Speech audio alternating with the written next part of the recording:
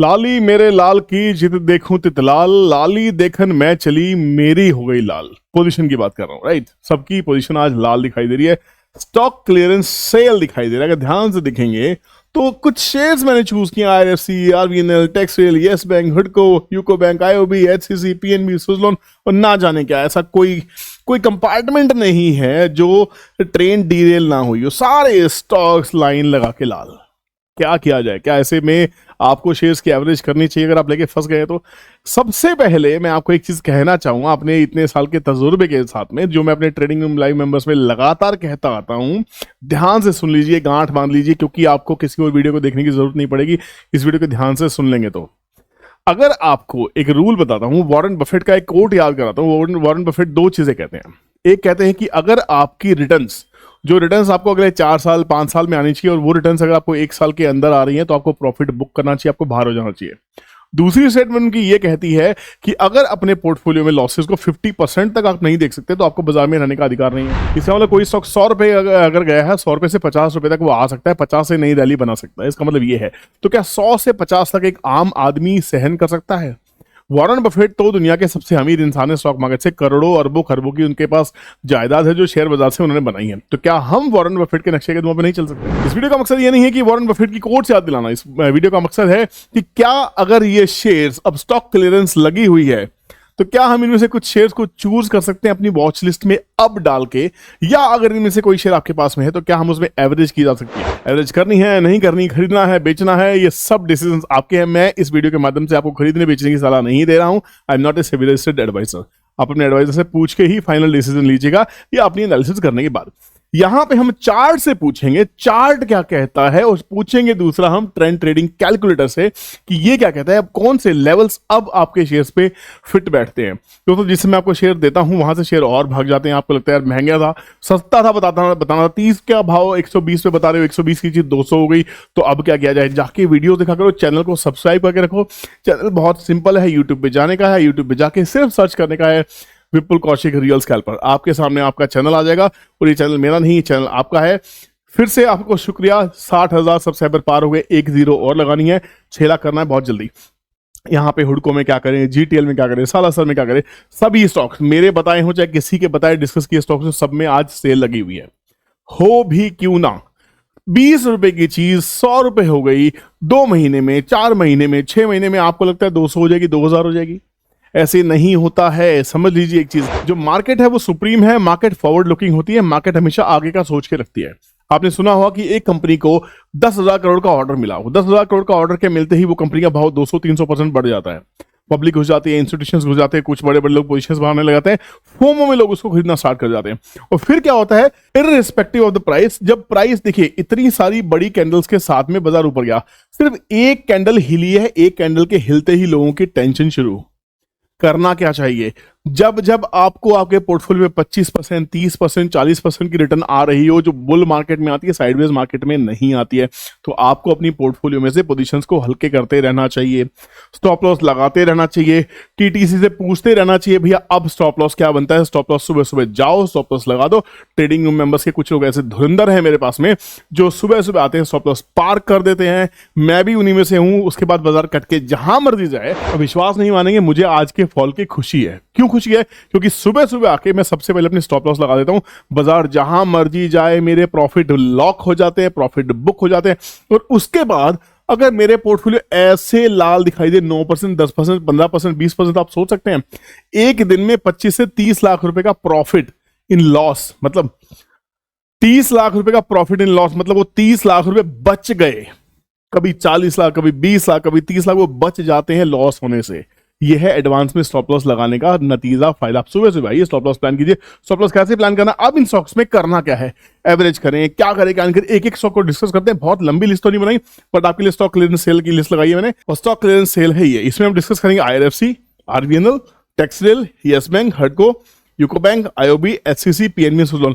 फटाफट quick video रहने वाला है, इसमें सिर्फ एनालिसिस करेंगे, लेवल्स की बातें करने वाले हैं, चार्ट देखेंगे, फटाफट चार्ट देखेंगे, फटाफट लेवल्स देखने की कोशिश करेंगे, नोट कर लीजिएगा, एनालिसिस में डाल लीजिएगा, वॉच लिस्ट तय कर लीजिएगा, उसके बाद ट्रेडिंग डिसीजन फाइनल आपका रहने वाला है। तो दोस्तों वीडियो पसंद आ रहा हो तो एक लाइक ठोक दीजिए, चैनल को सब्सक्राइब कर दीजिए अगर अभी तक सब्सक्राइब नहीं किया है, ताकि वीडियो में आगे बढ़ सके, और एक कमेंट नीचे डाल दीजिए अगर इन स्टॉक्स के अलावा आप किसी और स्टॉक पे डिस्कशन चाहते हैं तो वो भी इस वीडियो के नीचे डिस्क्रिप्शन में डाल दीजिए, कमेंट सेक्शन में कमेंट कर दीजिए, हम एक एक स्टॉक के ऊपर डिस्कशन करने की कोशिश करेंगे इस चैनल पे। दोस्तों एक छोटी सी और रिक्वेस्ट है, मैंने हर सैटरडे को प्रॉमिस किया था कि आपको सिखाने की वीडियो डालूंगा, सिखाने वाली वीडियो के ऊपर में व्यूज आ रहे हैं 3000, 4000, 5000, मजा नहीं आ रहा है।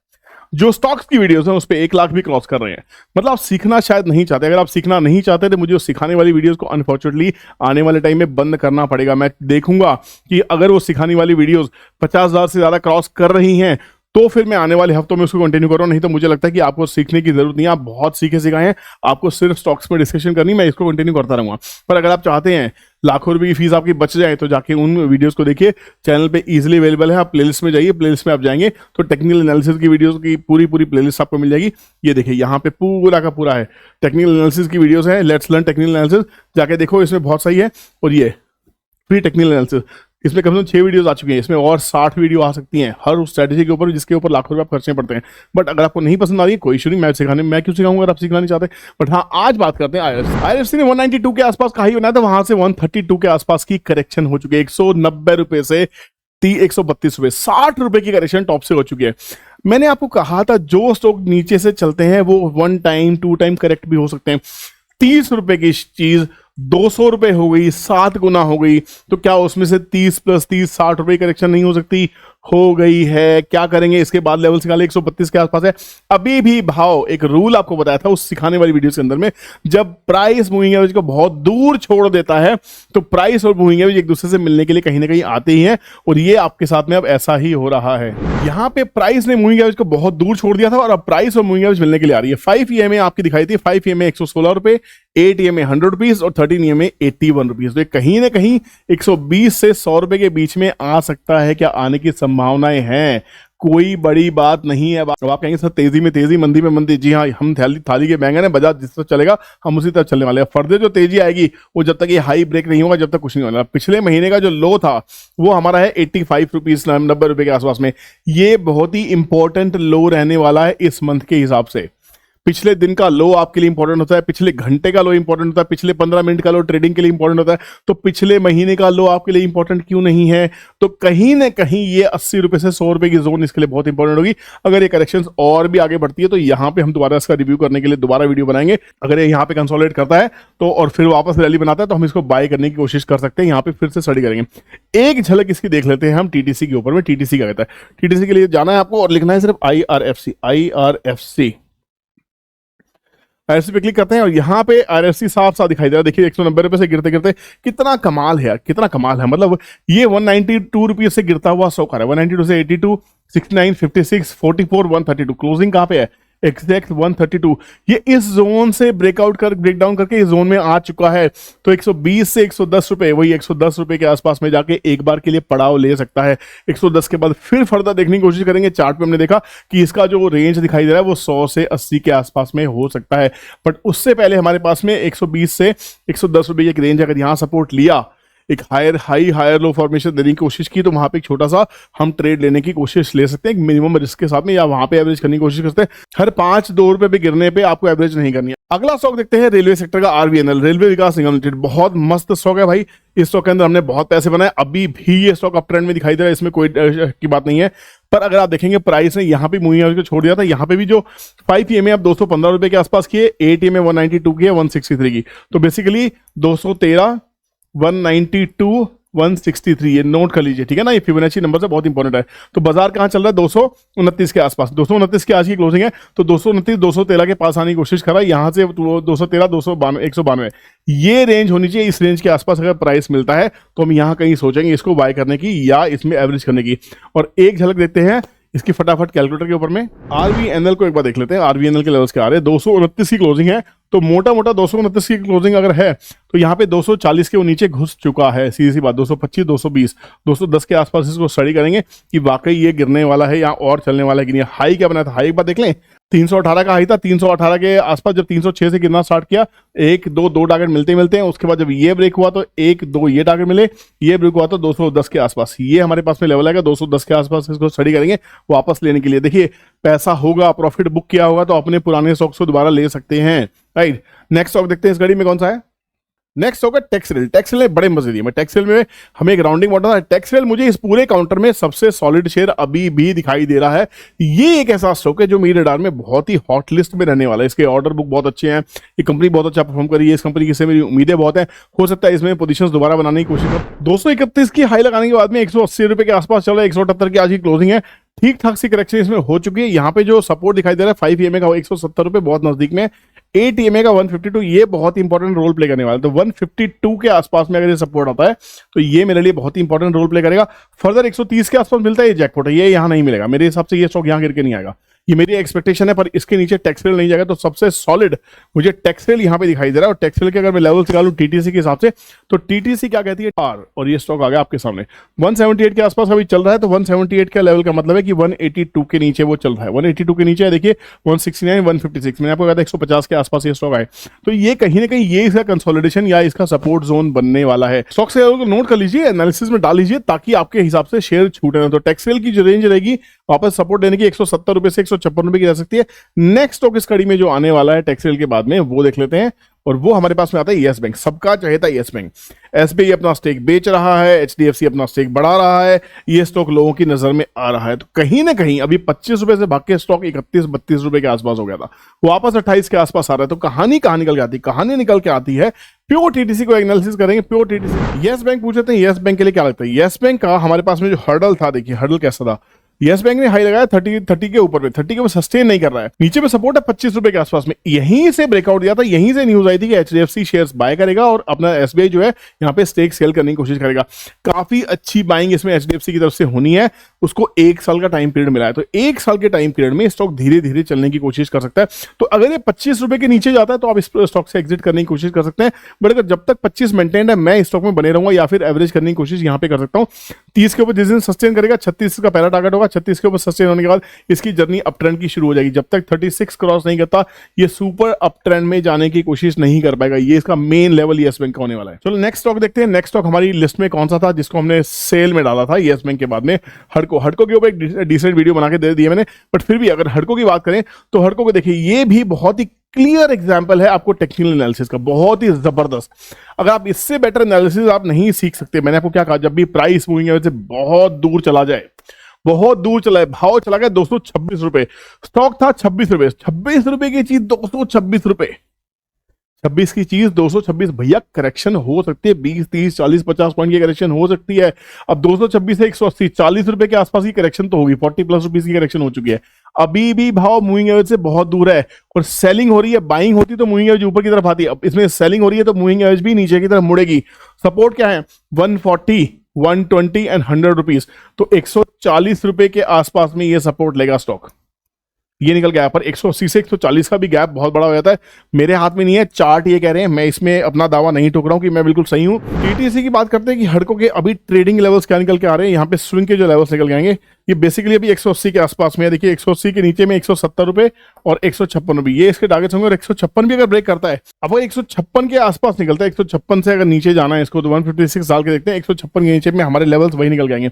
156 के नीचे 144 एक मेजर सपोर्ट है जो मूविंग एवरेज भी कंफर्म हो रही है। 144 के नीचे ब्रेकडाउन हुआ कम से कम 121 के आसपास में। अब आप कहेंगे हम लुट जाएंगे, पिट जाएंगे। भैया बाजार है, बाजार मेरी आपकी शक्ल देख के नहीं आता है। आपको पोजीशन बनाने से पहले हमेशा सोचना चाहिए किस भाव पे पोजीशन बना रहे हो। अगर आप 180 पे खरीद रहे हो और आप 170 का स्टॉप लॉस नहीं लोगे तो भैया ये बेवकूफी कहलाएगी। आपको स्टॉप लॉस लेनी पड़ेगी, चाहे मैं बताऊं चाहे कोई भी बताए। 144 में ले रहे हो तो 132 का 10 पॉइंट्स का स्टॉप लॉस होना ही चाहिए। 132 में ले रहे हो तो 121 का स्टॉप लॉस होना ही चाहिए, उसके बिना आप ट्रेड नहीं कर सकते। तो दोस्तों किसी भी स्टॉक को चार्ट पैटर्न कैसा होना चाहिए, ये लेवल्स तो देख लिए, वो आपको वीडियो के एंड में बताने वाला हूं ताकि आपको समझ में आए कि अगर आपको किसी भी शेयर में वो चार्ट पैटर्न दिख जाए तो आप वहां पे बहुत अच्छी बाइंग करने की कोशिश कर सकते हैं। वो आपके रिटर्न्स बहुत अच्छे होंगे, रिस्क रिवार्ड रेशियो बहुत हाई होने वाली है वहां पे। तो नेक्स्ट स्टॉक को देख लेते हैं, वीडियो में अंत तक बने रहे। वीडियो पसंद आ रही है तो लाइक करते रहे। हडको के बाद हम चलते हैं यूको बैंक के ऊपर में। क्या चले भाई साहब शेयर, जैसे चले वैसे गिरे, जैसे चले वैसे गिरे। अब आप अगर इसमें प्रॉफिट बुकिंग नहीं करेंगे तो यूको बैंक का इसमें क्या कसूर है? किसी भी स्टॉक में देखिए, ये स्टॉक भी यहां तक चला गया, स्टॉक चला गया 70 रुपए, 70 रुपए मूविंग एवरेज अभी तक नीचे है। मूविंग एवरेज कहती है 45 रुपीज, 41 रुपीज, 36 रुपीज, तो कहीं ना कहीं 55 चल रहा है। 45 रुपीज से लेके 42 रुपीज ये जोन होगा इसका। ये जोन के आसपास अगर स्टॉक आपको मिलता है तो कहीं ना कहीं कंसोलिडेट करने की कोशिश करते हैं। अगर सपोर्ट लेके चलता दिखाई देगा तो बाय करेंगे, और इसके लेवल अभी 55 रुपए के आसपास में है। टीटीसी कहता है कि अगर यूको बैंक को बाय करना है तो यूको बैंक के लिए आपके पास में क्या स्ट्रैटेजी होनी चाहिए। यूको बैंक के लिए स्ट्रैटेजी होगी 56 के नीचे चल चुका है, 55 रुपीज आज उसकी क्लोजिंग है, 56 के नीचे है, 49 से लेके 42 एग्जैक्टली चार्ट कर रहा था 45 से 42, टीटीसी कह रहा है 49 से 42। तो ये लेवल्स रहेंगे, इनको नोट करके रखिए आपके चार्ट के ऊपर में जब भी आपको ये दिखाई दे। और वो चार्ट पैटर्न जो मैं आखिरी में बताने वाला हूं जब आपको दिखे तो आप इसमें बाइंग कर सकते हैं। नेक्स्ट स्टॉक इस लिस्ट में क्या हो सकता है, आज बहुत सारे स्टॉक एक ही वीडियो में डाल दिया। आईओबी, इसके बाद एचसीसी, पीएनबी, सुज़लोन। आईओबी के लेवल्स क्या हो सकते हैं, आईओबी चल रहा है 57 रुपीज, 64 के नीचे ब्रेक कर चुका है। इस स्टॉक को भी देखिए, इस स्टॉक का प्राइस भी मूविंग एवरेज से काफी दूर जा चुका था, 83 रुपीज के आसपास चला गया था, अब 83 से गिर के सीधा सा 64 के आसपास। मूविंग एवरेज कहती है 50 रुपीज का, 5 ईएमए है 44 रुपीज का। इसका भी चार्ट बिल्कुल वैसे दिखाई दे रहा है, तो इसका लेवल और हमारा जो पिछला स्टॉक था उसका लेवल बिल्कुल ऑलमोस्ट सेम दिखाई देते हैं। यहाँ पे आईओबी को देख लेते हैं एक बार, आईओबी क्या कहता है। आईओबी के लिए टीटीसी का कहना है दोस्तों थोड़ा सा गला खराब है, इसको थोड़ा झेल लीजिएगा, है ना। आईओबी के लेवल भी वही है, बिल्कुल 64 के नीचे इसे ब्रेकडाउन दिया है, 64 के नीचे 56, 49 एंड 42, बिल्कुल सेम लेवल्स के हिसाब से ये चलेगा। और चार्ट पैटर्न क्या होगा वो आपको वीडियो के एंड में बताने वाला हूं। आईओबी के बाद में हमारे पास में जो स्टॉक है वो है एससीसी, सबका फेवरेट है। ये स्टॉक भी मुझे बहुत ही सॉलिड कंपनी दिखाई देती है, हालांकि बहुत ही नीचे से ये स्टॉक भी चला है। इसमें एक बहुत ही बढ़िया पैटर्न हमें दिखाई देता है राउंडिंग बॉटम फॉर्मेशन के हिसाब से, अभी तक इसके टारगेट्स पूरे नहीं हुए हैं। तो ये स्टॉक अगर मान लो ये 32-33 रुपए की रेंज में दोबारा मिलता है तो मेरे लिए ये स्टॉक दोबारा बहुत ही बढ़िया हो जाएगा। हालांकि पहले इसने स्टॉक ने पहले भी बहुत अच्छे से कंसोलिडेशन करने के बाद इसको ब्रेक किया था, वापस राउंडिंग बॉटम फॉर्मेशन करते हुए एक बढ़िया सा एक अपट्रेंड दिया। यहाँ पे कुछ कंसोलिडेशन करे, कोई हैंडल फॉर्मेशन हो, इसका ब्रेकआउट हो, तो यहाँ पे कुछ पैटर्न्स दिखाई दे सकते हैं। तो 42 रुपीज के आसपास अभी स्टॉक चल रहा है, 42 के नीचे कहाँ तक जा सकता है वो पूछेंगे सीधा सीधा टीटीसी से। टीटीसी को आज हम पूरा डिपेंडेंट होने वाले हैं ताकि समझ में आए कि हमें किसी भी स्टॉक के कौन से लेवल्स हैं जिनको ध्यान में रखना है। एचसीसी के लेवल्स 42 के आसपास चल रहा है, तो 42 अगर ब्रेकआउट होता है, ब्रेकडाउन होता है, सॉरी ब्रेकडाउन होता है तो 36 से 35 ये वही कप की एक नेकलाइन है, 36 से 30 रुपए के आसपास का एक एवरेज आउट रहेगा। अगर ये करेक्शंस 10-15-20% करेक्शन में और होती है तो ये बहुत अच्छे चांसेस बन जाएंगे यहाँ पे प्राइस कंसोलिडेट करे और बाजार वापस चले। एक चीज ध्यान रखिए, ये करेक्शन सिर्फ जनवरी फरवरी की करेक्शन थी। जनवरी की करेक्शन में 10 जनवरी से पहले एक्सपेक्ट कर रहा था, हालांकि सेकंड लास्ट वीक में ये करेक्शन आई है। फरवरी में पूरी करेक्शन चल रही है मेरे डेटा के हिसाब से। तो मेरा डेटा कहता है कि मार्च ऑनवर्ड्स निफ्टी सेटल करना स्टार्ट करेगी। मार्च ऑनवर्ड्स कहीं ना कहीं बाजार में बैंकिंग के शेयर वापस चलना स्टार्ट होंगे। वो कौन सा डेटा है, पूरी एक्सेल शीट आपके लिए बना के रखी है। नेक्स्ट वीडियो में मैं आपको ये डिस्कस करने वाला हूं कौन से महीने में कौन से सेक्टर के शेयर्स चलेंगे। नोट कर लीजिएगा, बहुत जबरदस्त वीडियो आने वाली है। वीडियो को लाइक कर लो, चैनल को सब्सक्राइब कर लो, वरना वो नोटिफिकेशन आपके पास नहीं आने वाली है, राइट। और कमेंट सेक्शन में कमेंट जरूर डालना। एचसीसी के बाद में last but not least Punjab national bank 118 रुपए के आसपास चल रहा है। ये स्टॉक भी मुझे बड़ा अच्छा फेवरेट दिखाई देता है, कहीं ना कहीं कंसोलिडेशन बहुत अच्छी है, 90 रुपए के ऊपर जब तक है मेरे हिसाब से स्टॉक बहुत ही अच्छा है। और इसके जो लेवल्स निकल के आते हैं पीएनबी के वो भी देख लेते हैं। टीटीसी क्या कहता है, टीटीसी कहता है भैया 120 के नीचे आज इसकी क्लोजिंग आ चुकी है, 120 के नीचे क्लोजिंग आ चुकी है। जब तक इसमें 120 के ऊपर नहीं चलेगा हम इसमें बाइंग में नहीं बैठेंगे। 90 के आसपास में काफी अच्छा सपोर्ट इसने बनाया था, 110 से 100 के आसपास में ये कंसोलिडेशन इसकी हो सकती है। तो जिन लोगों ने यहाँ प्रॉफिट बुक किया, मैं यहाँ पे प्रॉफिट बुक कर चुका हूँ, इसमें 90 रुपए के आसपास दिया था, 120 में मैंने काफी अच्छा प्रॉफिट बुक किया, काफी अच्छी क्वांटिटी मेरे पास शेयर्स की थी। तो यहाँ पे मैं दोबारा देखूंगा, अगर मेरे पास ये रेंज मुझे मिलती है, कहीं पे कंसोलिडेशन मिलती है, तो मैं इसमें दोबारा री एंट्री करने की कोशिश कर सकता हूं। दोस्तों मैं ले रहा हूं, इसका मतलब ये नहीं कि आपको लेना है, कोई फ्रंट रनिंग नहीं है, कोई मोटिवेशन नहीं है, आपको लेना है लो, आप वरना मत लो। सुज़लोन भी एक अच्छा शेयर है, बहुत ही बढ़िया चलता है। सुज़लोन में अगर आप देखें जो हाई बना है ये भी वहीं से दूर है, 50 रुपीज के आसपास का हाई है। तो यहाँ पे कंसोलिडेशन कहाँ पे, कंसोलिडेशन 40 रुपए के आसपास में, 40 से 36 रुपए के आसपास, 40 से 35 रुपए के आसपास में ये कंसोलिडेशन दिखाई देगी। सुज़लोन के टारगेट देख लेते हैं, सुज़लोन डाल के देखते हैं सुज़लोन के लिए टीटीसी हमारा क्या आदेश देता है। सुज़लोन के लिए कहता है भैया 50 के नीचे जब तक वो है, 50 के नीचे जब तक वो है, it is actually heading towards 42 and 36। तो यही कंसोलिडेशन लेवल होंगे और मुझे लगता है कि हिंदुस्तान एक बड़े बुलरन की तरफ बढ़ रहा है। ये जो करेक्शन जिस भी स्टॉक में हो रही है, आपका कोई भी स्टॉक हो सकता है जिसमें जो करेक्शन हो रही है, अच्छा है टाइमली करेक्शन हो जाए, अच्छा है आपको स्टॉप लॉसेस लगाने आ जाए, अच्छा है आपको लॉस बुक करने आ जाए, अच्छा है आपको प्रॉफिट देखना आ जाए। नहीं तो किसी कहने से जब तक टिप प्रोवाइडर्स की पूछेंगे, टिप प्रोवाइडर्स अवेलेबल नहीं होंगे और ना ही ऐसे लोग अवेलेबल होंगे जो आपको सिर्फ अपने फायदे के लिए स्टॉक्स बताते हैं, फ्रंट रनिंग करते हैं। बहुत खेद हुई जब पता लगा जी बिजनेस के कुछ एंकर्स ने अपने बहुत सारे क्लाइंट्स को माल दिला के खुद पब्लिक को बताते हैं, ताकि पब्लिक का जो शेयर, जो पब्लिक जब उसमें खरीदने लगती है तो उनका जो खुद के इन्वेस्टर्स है वो पैसा बनाते हैं। दोस्तों ये बहुत ही शर्मनाक है, दोस्तों ये निंदनीय है, शर्मनाक है, ऐसा नहीं होना चाहिए, फिर भी लोग कर रहे हैं। पर आपको भरोसा रखनी चार्ट के ऊपर में। अब जैसा मैंने आपको प्रॉमिस किया था कि वो चार्ट पैटर्न जब किसी भी इन स्टॉक्स में जो लेवल्स हमने डिस्कस किए, जब आपको दिखाई दे, तो ऐसे टाइम पे आपको ऐसा क्या देखना है कि जब आप इसमें बाइंग करेंगे, दो चीजें आपको ध्यान रखना। पहली चीज ध्यान रखनी है, फॉर एग्जांपल अब प्राइस हाई बनाने के बाद में प्राइस लगातार करेक्ट कर रहा है, बहुत ध्यान से समझना, बहुत ध्यान से। This is actually the down trend.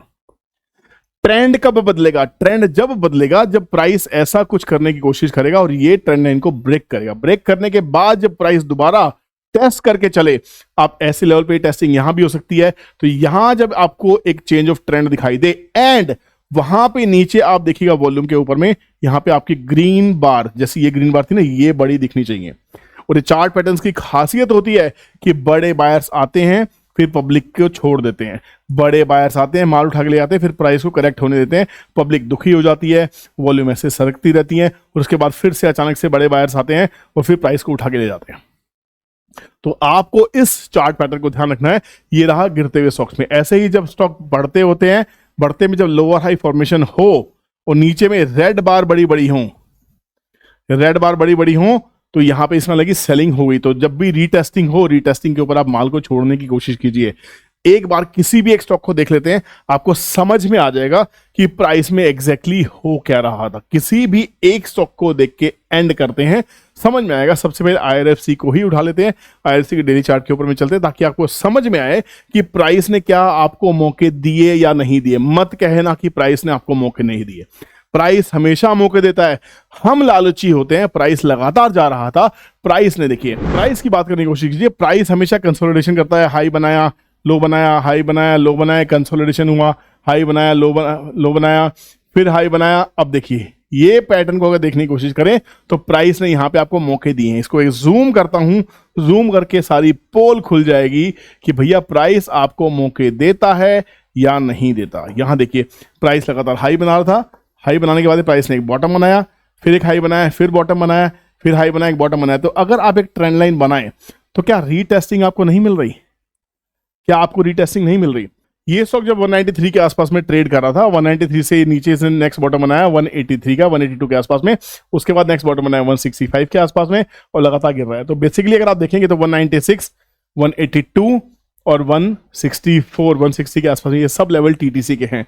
तो प्राइस ने आपको लगातार एक ट्रेंड का संकेत दिया और यहां पे आप ध्यान से देखिए, बड़ी selling, retesting done by big red volume bars, लगातार सेलिंग गोइंग ऑन। आप एग्जिट नहीं कर रहे हो, आप वीडियो ढूंढ रहे हो कि क्या मैं IRFC को अभी भी खरीद सकता हूं।